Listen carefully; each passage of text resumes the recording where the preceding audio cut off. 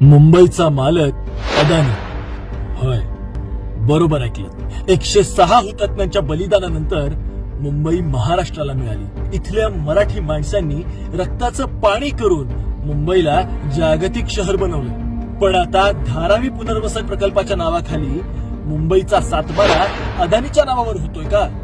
बघा, मुलं डॉक्टर आहे नका 18 एकर जमीन, मानखुर्द मुलं डम्पिंग ग्राउंड 350 एकर जमीन, मिठागरे 600 एकर जमीन, कुर्ला महानंद डेअरी 20 एकर जमीन, रेल्वेची जमीन 25 एकर, डीकेसीतील महत्वाची जमीन 6 एकर आणि इतर अशा एकूण 1200 एकर मुंबईची जमीन अदानीला कवडीमोल भावाने किंबहुना फुकटच दिली जाते.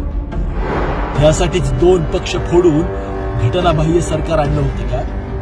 ईव्हीएम मध्ये घोटाळा करून पुन्हा महायुती सरकार आणलं गेलं का?